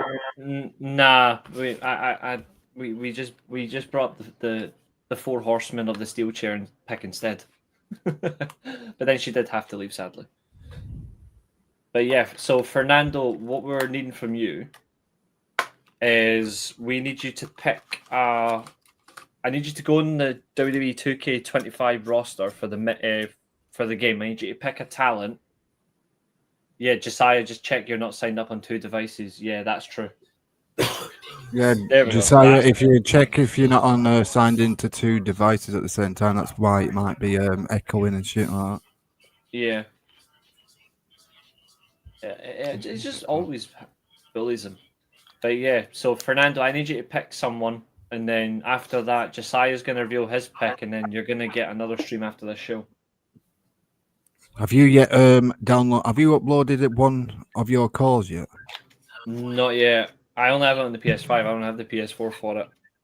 I have a PS5. Yeah, that's what I was waiting for you. Waiting for you to upload one.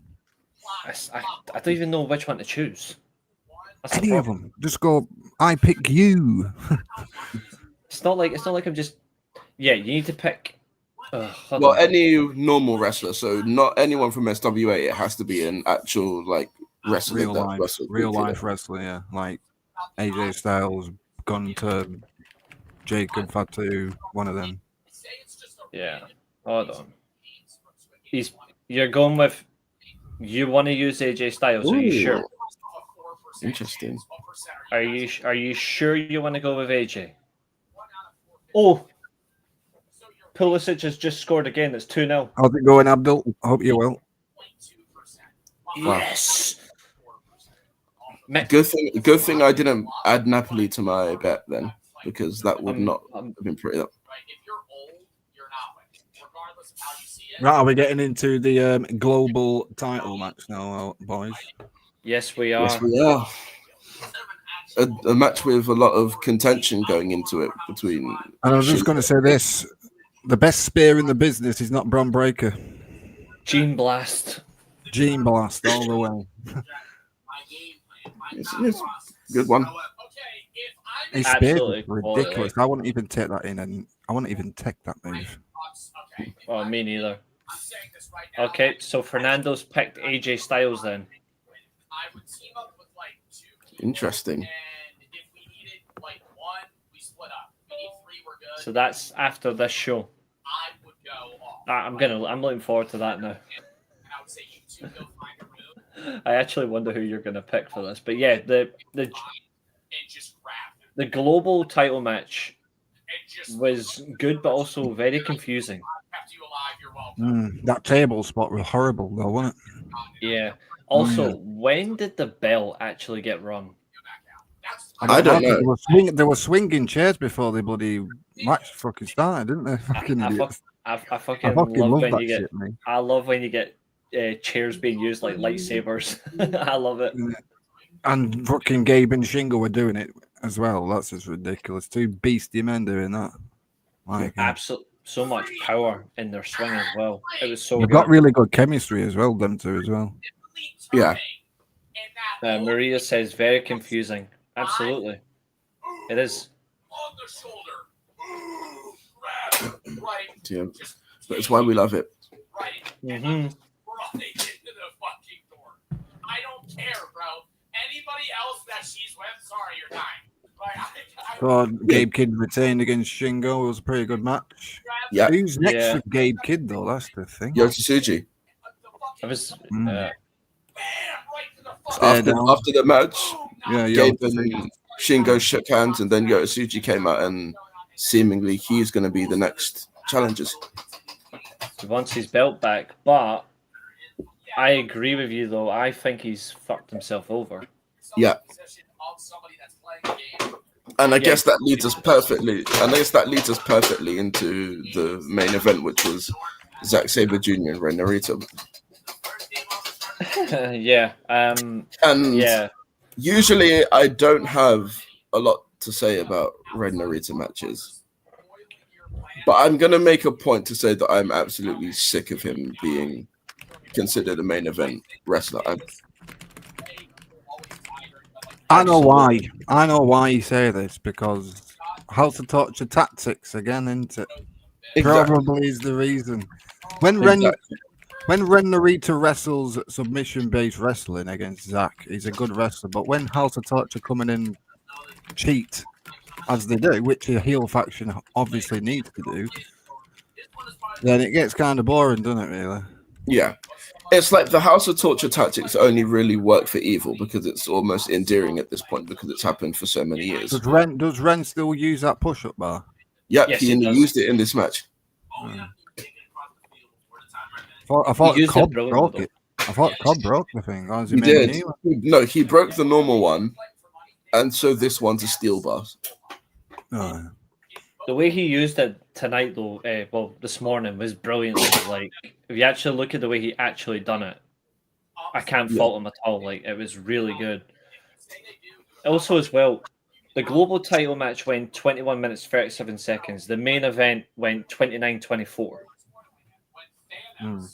It's crazy they managed to find an extra 8 minutes of narrative when everyone wanted an extra 10 minutes of Gabe Kidd versus Shingo. I'm surprised Takeshi didn't come out at the end of the main event, to be fair. I'm surprised as well. Zack. Yeah, I don't know why he didn't. Because he's not. I don't think he wasn't advertised for Collision. And then so Zack why said wasn't it something after the match saying he's going to Wrestle Kingdom again as champ. I absolutely loved that promo.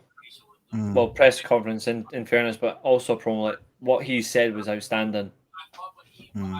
Like, not just once on the mic, but once with the mic and once without the mic. Zack Sabre Jr. really delivered this morning. But hey, New Japan offers was only wrestling matches. Shut up, Yeah, but you there's neat. story in the matches, though. There is story in New Japan. The people that just don't have a brain. They I don't t- have I a brain, say people. I say to people all the time. They ask me what my favorite style of wrestling is. My favorite style is match-based storytelling. Yeah. Because you tell a story in a match, you can still do all your promos and all that crap, but a story is multiple forms. Doing it like that. Like it's like people say that AEW don't have stories. I can list fucking loads. Mm-hmm. Takeshita and Okada's a story. Yeah. Absolutely. And now that we've actually gotten to this point, I want to get your thoughts.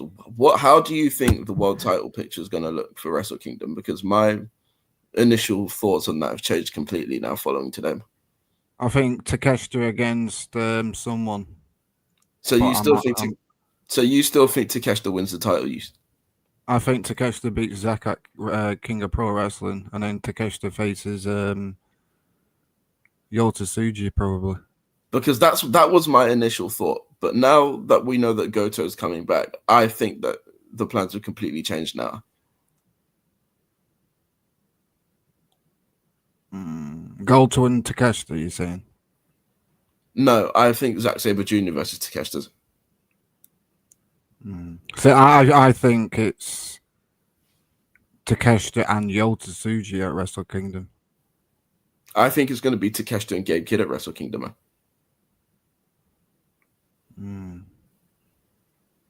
Oh, thank God! I thought a penalty was given. That's what I was watching. How of a great Wrestle Kingdom main event would this be? Okada is the Continental Champion, or whatever it is, the Unified Champ. Takeshita is the IWGP Champ. Winner take all. Naito's too busy in the UK. Abu, honestly, I would like it, but no, I like it, but I don't want it because, quite frankly, that doesn't do any of them justice. Like, because another thing as well, like Naito's been in, not Naito, Okada's been in that position before as well, title versus title, and he lost, and it actually didn't even benefit him either because after that they just made him do a whole load of nonsense. And I think Takeshita's going to win the IWGP title and he's going to beat Okada for them belts as well. I think at the end of this year, Takeshi's going to hold the IWGP going into Wrestle Kingdom and the unified title for AEW. I just don't like the idea of AEW using New Japan as a plot device to push their own storyline. Yeah. I think it should go to an original New Japan guy like Yota Tsuji at Wrestle Kingdom winning the belt, probably. Mm-hmm. I don't think, for me, if you want to have Takeshita versus Okada on a New Japan event, do it non-title, but make it a telling point. I think that this is what I hate about the whole idea of partnerships in wrestling. For me, the strongest partnerships in wrestling is not about poaching talent or talent eventually go to your organization or there's more results on your promotion than the other promotion you're partnered with on shows.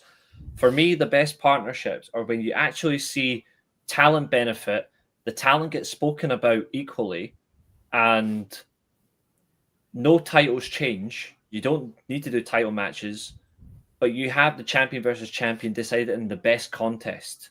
Yeah, that for me is what a partnership is. That's why I hate any WWE partnership, especially the one with TNA. Is why I hate when it comes to the TNA and WWE, when it's the knockout, for example, the knockouts title versus the NXT title, it should not be for both titles. It should be for brand. It should be which brand is control. Control in it. Yeah. So, for example, I think TNA should beat NXT's women's champion because I think when Masha had the belt, Masha's a better wrestler than JC Jane, for example. This might sound controversial, and this is not because of my pure bias here, but quite frankly, if you're doing champion versus champion, NXT versus TNA, TNA should actually win every single time. And the reason why I find they should win every single time now, though, can they? Because two of the champions are now NXT talents, unfortunately, which is No, I agree. The reason why I think they should win every time is because if NXT is treated as a development brand still, apparently, when they say Apparently, it's not. If this had been TNA versus Raw and SmackDown or just TNA versus WWE, then you can have 50-50 results. Yeah. But then That even actually makes still, it would be. It's like versus it's like the Cody Rhodes or Seth NXT Rollins, and it's like the NXT tag titles and the TNA tag titles are up for grabs in a winner take all, which shouldn't be happening. It should be I actually want Hardy- Dark State to win that match. I don't think Dark State. I think Hardy's will beat I them want Dark State to win that match just so that the tag title match isn't the Hardys versus the Dudleys. I don't really like. That's the only thing that's true. Dark State. I think they're just a Shield rip-off, in my opinion. But I think there's only one standout in Dark State, in my opinion. And I don't even know who's in. I don't even know who's in Dark It's State. that Sugars guy in it. I don't know his first name, but try and figure out. Let's Google this. Yota Tsuji should I think everyone he's and take over New Japan. Jack on Yeah. Sugars or something like that. The standout in Dark State, in my opinion, is Orisis Griffin. Oh, I don't know who any of that is, to be honest. I don't know. The standout in Dark State is Orisis Griffin, I think. What I do But think Dark needs to State happen- is shite, in my opinion. It's just a Shield knockoff. What I do stand on is like, yeah, Team 3D versus Hardys absolutely should not be because that's why the Nemeth should have beat the Hardys or even the Rascals should have beat them, but they've chosen not to. They've shot themselves in the foot. But if the Hardys do win that, Hardys versus Team 3D shouldn't be happening in the year 2025. exactly. yeah, well, that's It's not another the story 90s. for another day. Can I agree. Devon even For wrestle? hours talking about Can how Devon still go?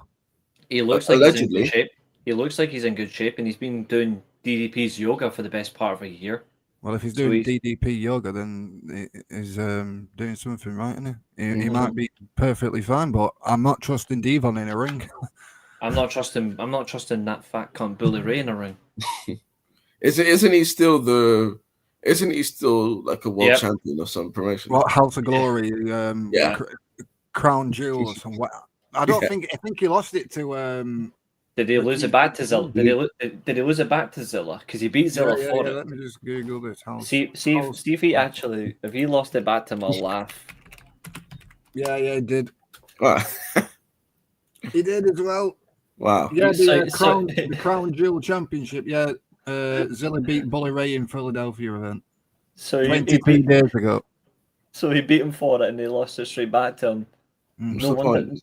What's the point putting the title on him if he's going to lose it? He's an absolute clown, man. Like, I've never liked him. And you know what's even worse? Did you see that? Did you see what he said recently? And he meant this. People are trying to think this is a joke, but he meant it. He said they should add the Miz to Styles versus Cena at Crown Jewel because he said it on Busted Open with a straight face. What the fuck's the Miz got to do with Styles and Cena? Well, because Miz is upset that he still hasn't had a match with Cena yet because he's been asking for it.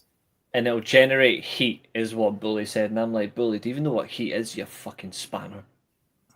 I wouldn't mind Miz versus John Cena, but adding him to the Styles and Cena match would just be weird. I mean, I would mind because it would be absolutely boring. But we're supposed to be celebrating the end of John Cena's career, not pissing all over it like Triple H has done. And all these, I'm going to say this, all these influencers who do like live streams and stuff. Oh yeah, saying that Edge, aka Adam Copeland's going to be John Cena's final match. He's filming Percy Jackson for fuck's sake. Andy will be filming Vikings as well because Vikings is coming back as well. I can't. Everyone saw that his contract was expiring soon and automatically thought, it's not expiring. You know, it's not expiring. It's next year. If you watched AEW a couple of weeks ago, they just added to a storyline with Christian, and they're just going off filming Vikings and that new series he's doing. And that's just how they're going to put Edge off television. TV. Yeah, and plus Beth Phoenix got freaking attacked by FDR, and that's another reason why Edge is going off. Due to storylines, collateral damage, but she'll actually be. I think she'll be going to be John Cena's final match. The question is, though, absolutely not. And if it happens, I'll eat my own socks. Yeah. You know what I'm interested to see though, just as we stay on that topic about retirement tours, I actually do wonder who's going to be on Styles' tour because he has confirmed he is retiring next year. He's doing Well, it in the wrong. Well, I guess his tour starts now. Then Yeah, he's doing it in the wrong fucking career though. Let's be real. In the wrong bloody promotion. Let's be real. Should do it in New Japan. Honestly, he should just after the Crown Jewel match, you should walk out in WWE and do a retirement tour in New Japan, AEW, and do some Ring of Honor, and maybe 1 or 2 matches in TNA, and that's it. If Christopher Daniels can still go, he can't. That's unfortunate because I want to see a match. I wanted AJ Styles to be Tanahashi's I don't think it'll ever happen. Styles, Daniels, Joe, 2. Triple threat. The greatest TNA match of all time. I was there in person. Incredible as well. I wanted Styles to be Tanahashi's last match, especially if Styles is retiring next year as well. Yeah, I would love that. AJ Styles needs one more match with Samoa Joe and one with Shinsuke, but in Japan. I'd take the Samoa Joe one at like Bound for Glory or something, and add Daniels if you could still go, but I don't think Daniels can go. Still gonna. I mean, if you just let them both fight each other, like just a fight, it would be fun. But yeah, the fun, like, I hate the way that WWE use AJ Styles. Like, this guy is literally, in my opinion, one of the top 3 in my personal list. He's the 3rd greatest wrestler of all time, and he's being treated like somebody who's not even in the top 100. Yeah, like that's what WWE does. To and he's getting like he's getting like losses out of nowhere with some woman in a mask. And then the fucking loss to Logan Gimplord at Mania and all that. I'm like, fuck off. Like, if anything, that's even worse. A guy that disrespected Japan and AJ Styles was big in Japan, and you have them lose. It's even worse. But anyway, back to real wrestling. Yeah. There's one for the manners. Real wrestling. This world title main event. I have to be honest. I can't lie. I don't like Ren Narita. Like when he's not in House of Torture, he wrestles good. Yeah, when he's that's in House what of Torture. saying. He wrestles like an absolute prick. But the annoying thing is, this main event is actually good. Yeah, it's a technical clinic. We can't lie. We cannot lie on this channel. We can't lie on this show. Well, I'm 21. I'm 21. I'm just kidding. I wish I were 21 again, Christ. Yeah. No, honestly, this match went 30 minutes, and I said to Josiah, it'll probably go about 35. Yeah. And he was like, emoji, and I'm like, yeah. don't blame you. But honestly, that match flew by. Yeah, when Ren Narita wrestles, he wrestles fucking perfectly. But when he's doing the House of Torture stuff, it's like turn it off. Yeah, we don't want the drag. We want wrestling, and we got great wrestling from Ren. And at one point, obviously, you would have thought everyone going in this match said Zack was going to win, but at one point, you would be lying to yourself. You didn't think Ren Narita was going to win when he had him in the knee bar. Yeah, because Zack was screwed when he was in the knee bar. Zack was screwed. Shit, he put that in fucking tight as anything. Yeah, so good. What did you lot think of it? What did you think of it? I thought it was better than I expected, but I could have done without the House of Torture interference. Yeah, the info. I would have rathered him just cheat himself rather than House of Torture getting involved to slow the match down. Was it better than the G1 match for you? No, because the G1 match were better than this. I agree. I just want to see what you guys thought as well. I prefer the G1 match. Like I said, when Ren wrestles, is very good, but he has to cheat sometimes, and it's kind of annoying when it's all the time. Same with Evil as well. When he wrestles and cheats, like when Evil can wrestle, he can fucking wrestle. Yeah.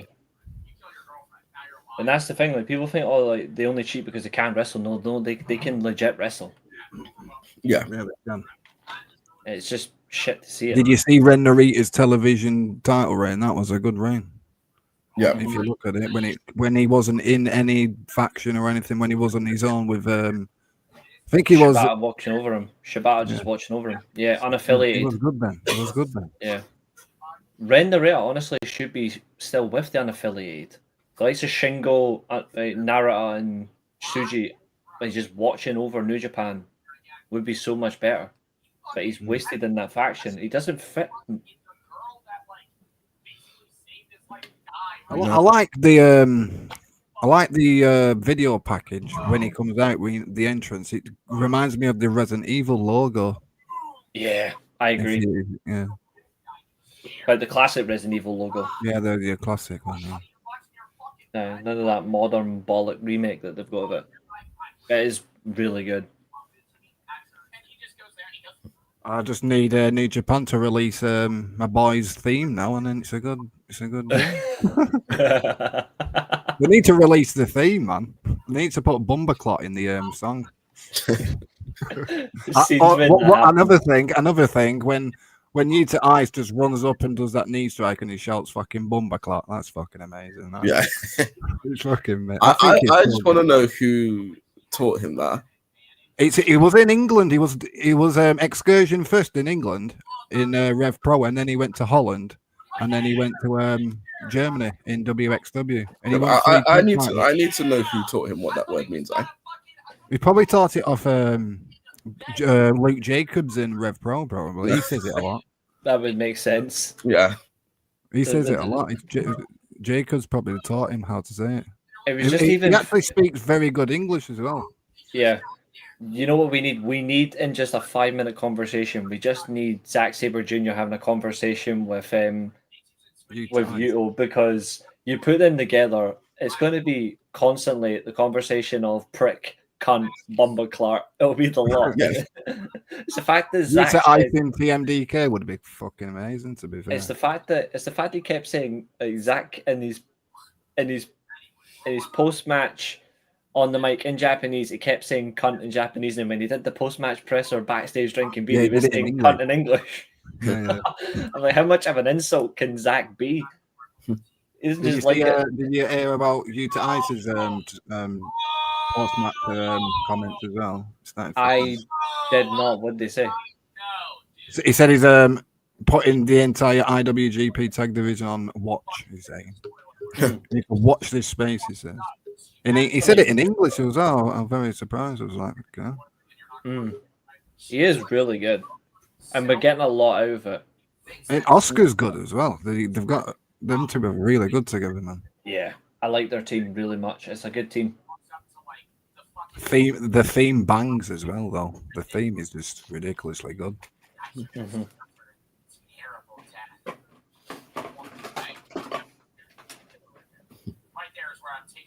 Certainly does.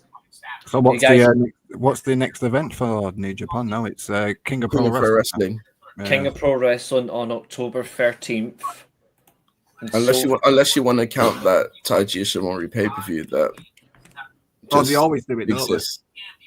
I'm not going to really. I'm not counting that. We will obviously be previewing that. Europe, Temple, you're more than welcome to join us for that as well, by the way. Same for, obviously, Josiah's going to be here for that when we review it and preview it, so it will count for the predictions going forward. Mm-hmm. We may as well discuss it now anyway. Obviously, we'll do a full-length preview when we get to when there's more matches announced, but so far we've got Gabe Kidd versus Yota Tsuji for the IWGP Global title, and then the World title match that everyone is waiting for, Zack Sabre Jr. versus Takeshita. Yeah, and don't forget Yota Ice and again Shelter and Yuya as well. Yeah, I'm assuming the Doki and Despe match will be on this card as well. Yeah, I'm expecting that to be. The King of Pro Wrestling card's looking juicy as anything. When they officially announce those matches, so far it's only the 2 matches they've confirmed, but it'll be sick. Speaking of that, what is your, throughout King of Pro Wrestling events, what's your favorite main event? What of all general? The best New Japan main event of all time. Just from King of Pro Wrestling events. Like for me, like my favorite, it's the back-to-back ones. It's Okada versus Styles and then Okada versus Marufuji. They're my 2 favorites, but I did like the triple threat. Omega versus Ibushi versus Cody. It's the only Cody match I can generally say I like, apart from the one where Okada smacks him about in the States. Fucking hate Cody. He's a boring little prick. Yeah, I don't like him either, to be fair. He's a politician that just like he's the worst kind of politician. He's somebody who would actively support ID programs. He's a digital ID. It's weird because there's only been 9 of them. Yeah.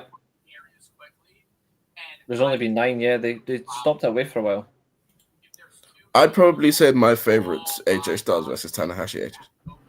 2014. Yeah. I've got an underrated one. Are you gonna say Okada versus Evil? No, it's 2016. Yeah. Okada versus Naomichi Marufuji. That's in my top 2 with that's ridiculous.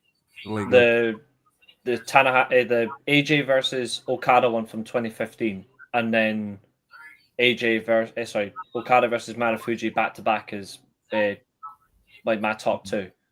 But the triple threat for the world title, Okada, Ibushi, Cody, is actually worth a watch. To be fair, last year's one was good.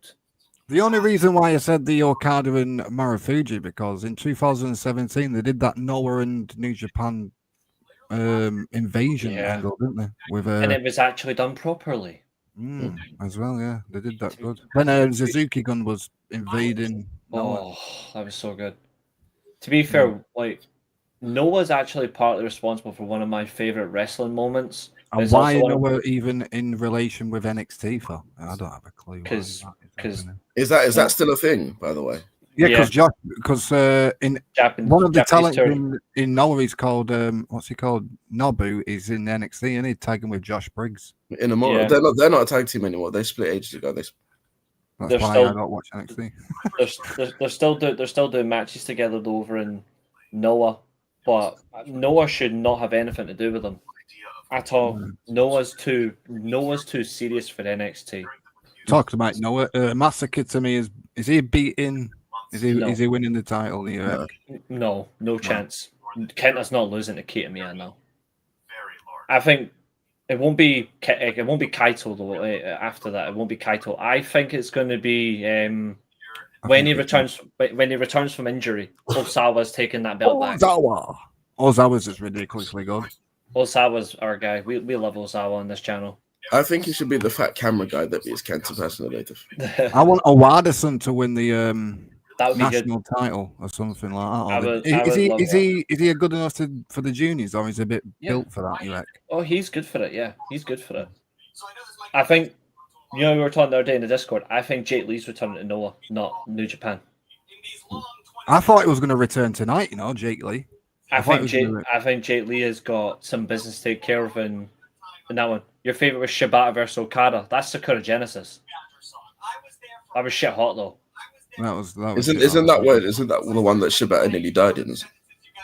Yeah, when he headbutted Okada and nearly fucking busted his nose and everything and face off. Shibata is a psychopath. Don't know what he's doing in AEW. Oh, he's a trios champion. Still a trios champ. It doesn't fit him. Fit him. But yeah, I'm looking forward to that. Speaking of things I'm looking forward to, after this stream we are immediately live again, but only for just an hour, because we're going to officially crown the predictions champion once and for all. It is Josiah, represented by someone in a minute, versus Fernando, represented by AJ Styles, in a no rules false count anywhere 60-minute Iron Man match, because they both tied for the prediction stream. So Josiah, for the first time tonight, who are you choosing? I actually have to spin a wheel on this because I'm stuck on 2. Okay. What are you two though? Well, it's either Cody Rhodes or CM Punk. I'd go CM Punk. Well, you said spin CM Punk versus AJ Styles is a good match. You said spin the wheel. Well, just so happens I actually have it here. Oh wow, I actually have it here for you. So let's determine your opponent right here, right now. And just to remind you all, this is for anyone who ever manages to get 100% in a double predictions. Absolutely. 3, 2. Let's see who Josiah's got. AJ Styles against CM Punk, please. Oh God, no. Here we go. Interesting. So, ladies and gentlemen, following this stream, give me 5 minutes after the stream ends. We'll be live. I'll be live straight again on the PlayStation. And it is Josiah versus Fernando. Winner will be the prediction stream champion. And they have an immediate title defense next week for Crown Jewel in Perth. So someone's going down under and someone's going to be predictions champ. So I actually do wonder. The good thing is because it's AI, we'll sit back and watch. So, gentlemen, anything you guys want to say before we wrap up tonight? Temple, of course, thank you for joining, of course.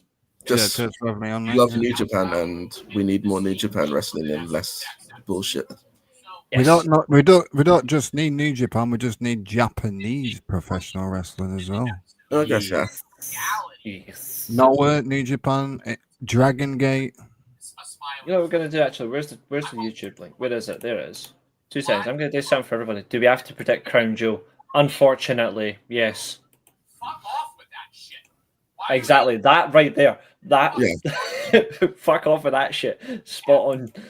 I'm going to do something in the chat right now for everybody. Down a little bit, and then get rid of the fucking steam for next step. I don't fucking know that shit. We're anime being one of the most well-respected artists in the American heart. That is hard for me. That is hard for me to wrap my head around. It's not like I don't like cartoons. I specifically love cartoons. I'm wearing a promise.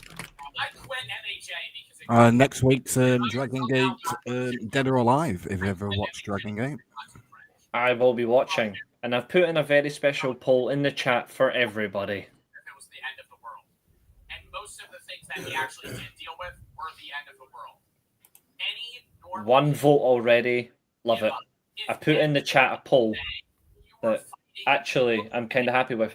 Do you guys want this to be your permanent Japanese content panel show on the Weekly Steel Chair? That is Josiah, myself. you know what and we of could course, call ourselves. You know what we could call ourselves. the Three Musketeers.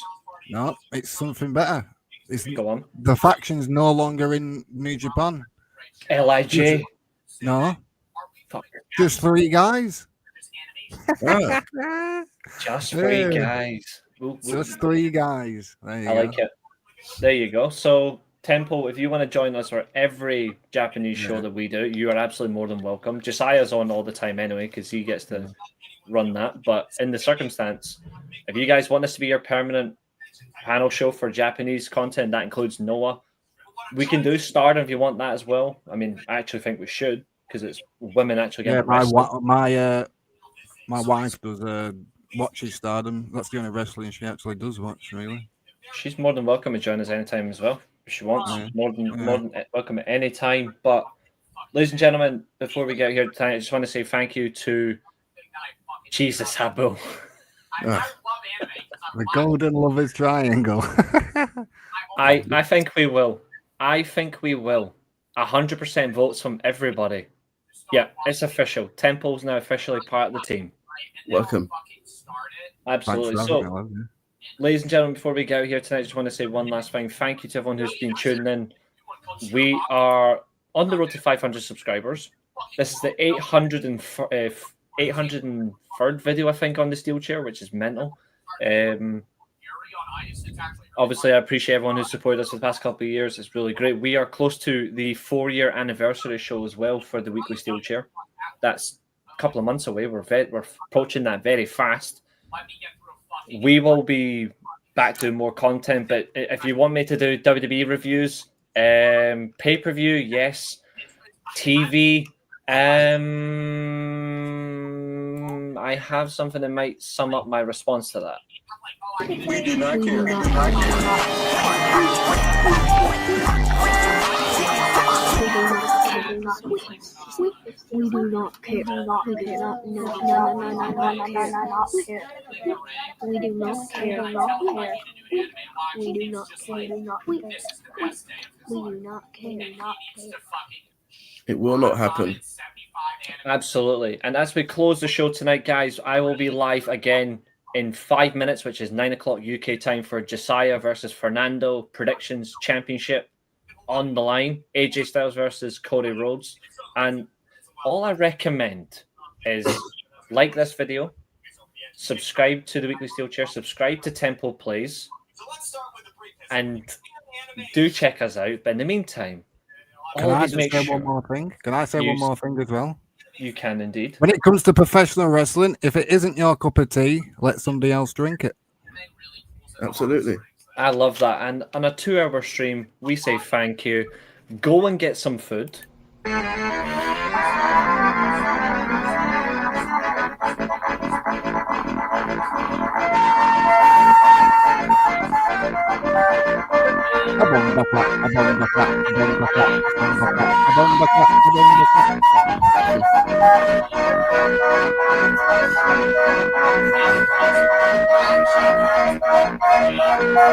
We'll soon see. We'll soon see.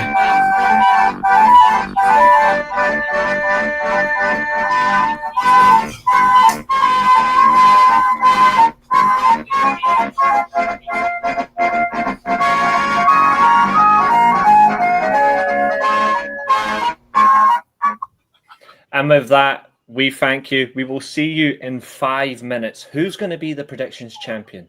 Who's going to win the IWGP World Champion at King of Pro Wrestling in 2 weeks' time? We will be previewing and reviewing that. We've got so much to do. The Weekly Steel Chair is placed for you. And if you do get hit in the head with a steel chair, you're not going to get a concussion.